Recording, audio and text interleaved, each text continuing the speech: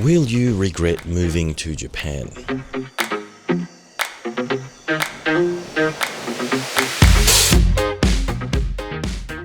Yes, but not for the reasons that a lot of YouTube influencers or other people talk about. Today's video is actually a little bit more about life in general and not so much just about Japan. The concept of regret is something I've dealt with quite a bit in my life, and I'm sure it's something you've dealt with as well. It's one of those human things that we all do. The thing about regret is that there is potential for regret with everything. No matter what choice we make, sometimes we'll regret it.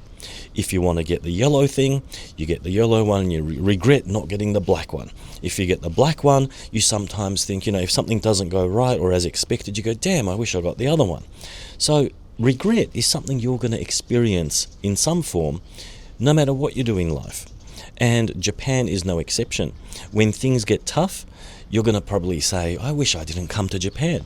When things go well, you'll notice that you don't say anything. You don't say something like, oh, I'm so glad I came to Japan.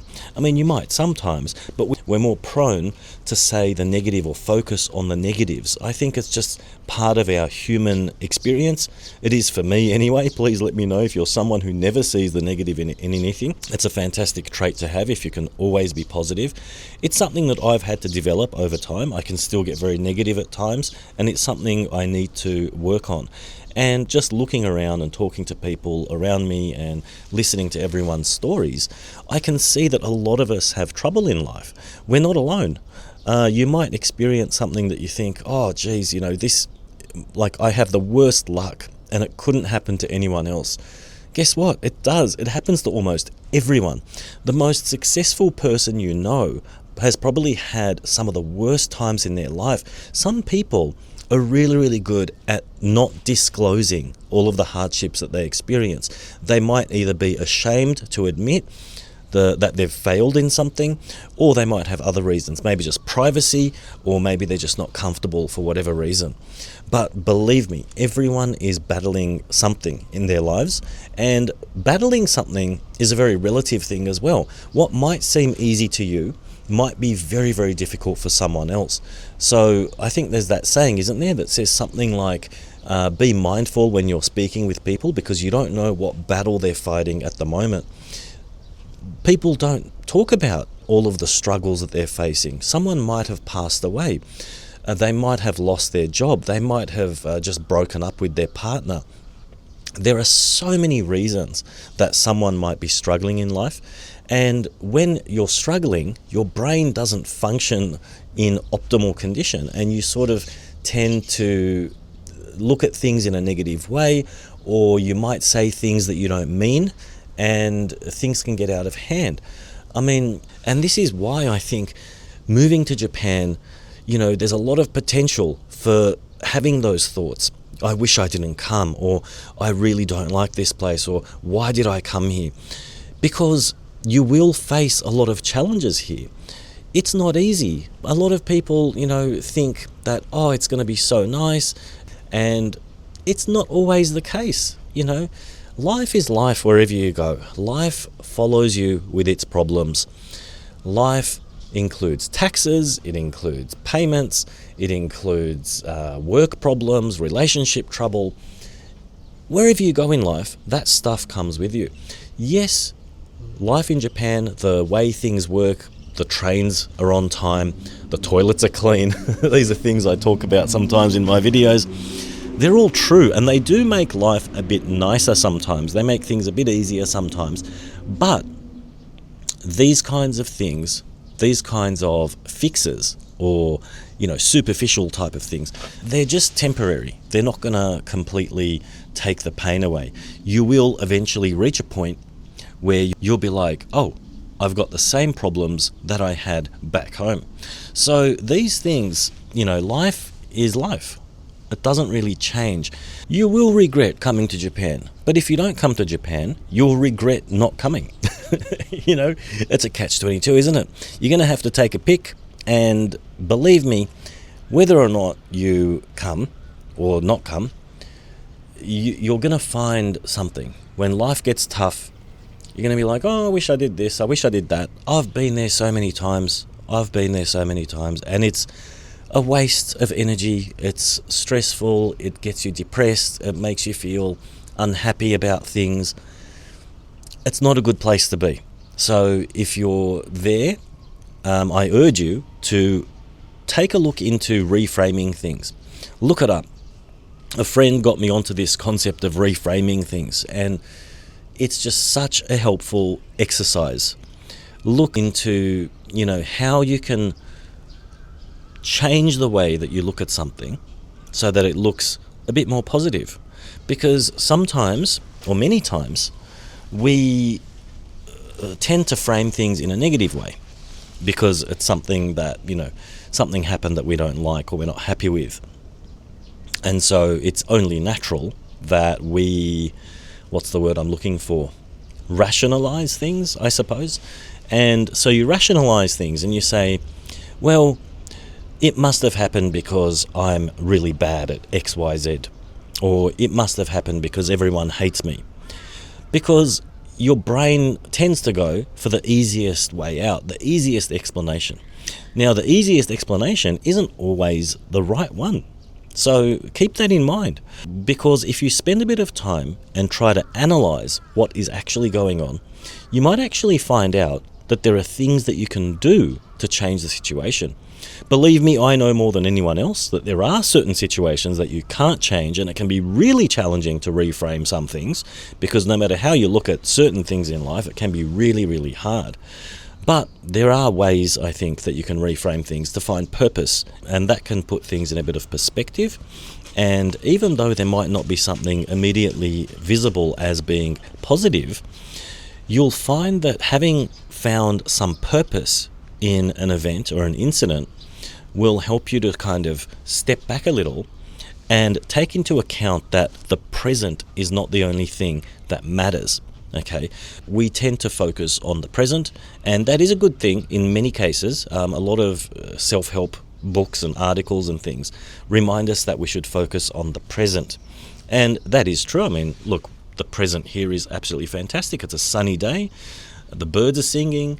I can see green trees all around me. It's bloody beautiful. I'm definitely enjoying the present.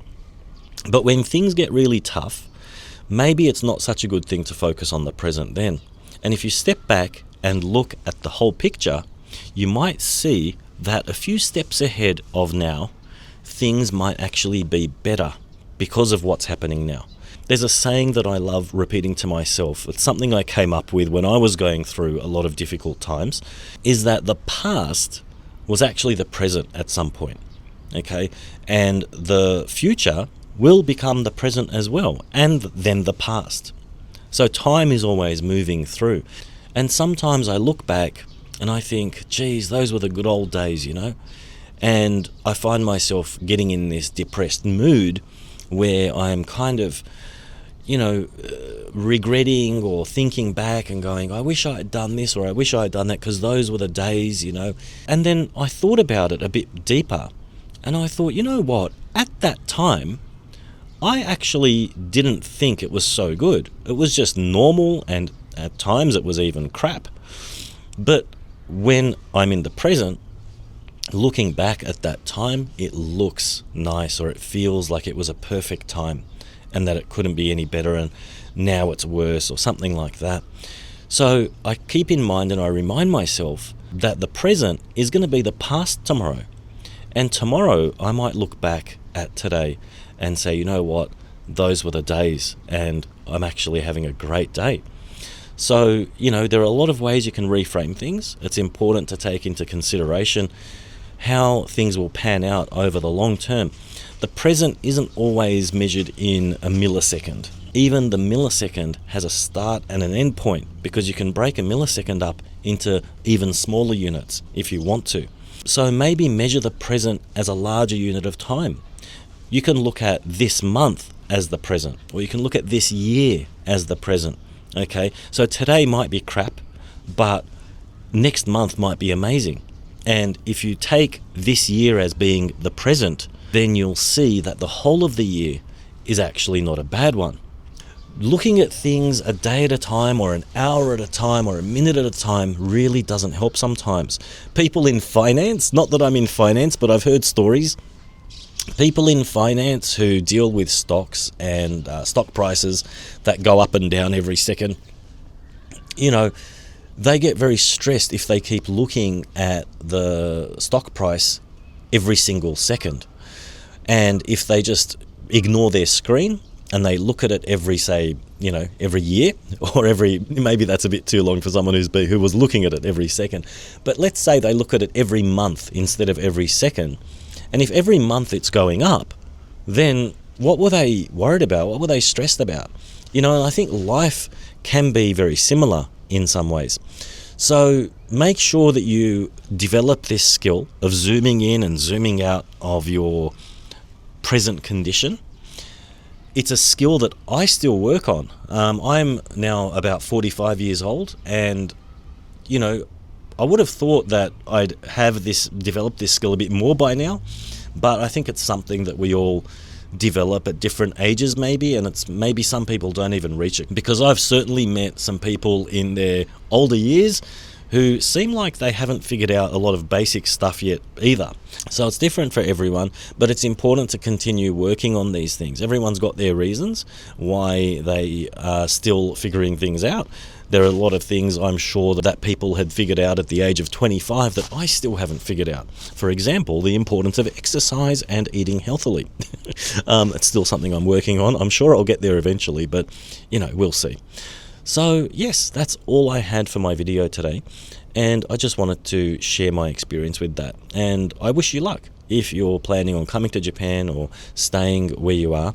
Either way, if you know how to frame things and you know how to step back and put things into perspective every now and then, I think you'll see that no matter what you choose in life, you actually have a lot of control on how you see the situation. A lot more than you think, actually. And I can say that with authority because I've been there so many times, and I still get there sometimes. Like I said, I'm still developing that skill so that I can sort of rearrange the way that I'm looking at something or reframe something. And it's been really helpful for me. And that's why I really wanted to share my experience on that with you, so that when you reach that kind of a time in your life or a situation, you kind of have another tool in your toolkit to help you overcome. Because given enough time, a lot of things can be overcome, okay? Things might seem like, you might feel like you're doomed for eternity, but we all know, that's not really the case. Anyway, it was just a little thought I was having this morning that I wanted to share with you guys. And if you have any sort of tips or advice that you want to share with the community, please drop a comment below. I'd be happy to hear from you, because I'm always looking for new advice and tips on how to deal with the hardships that we all face in life. Okay, it's time for Word of the Day.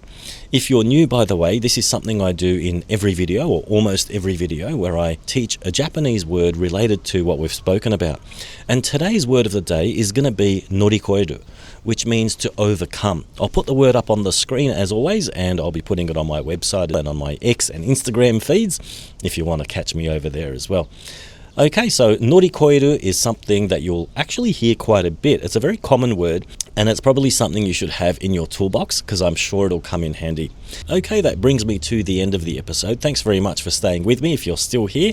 And if you like this content, by the way, please help me out by subscribing to the channel and liking my video. It really helps my channel grow, and it lets me continue doing what I'm doing here to help people out. Okay, that's it for today. I'll catch you at the next video. Bye for now.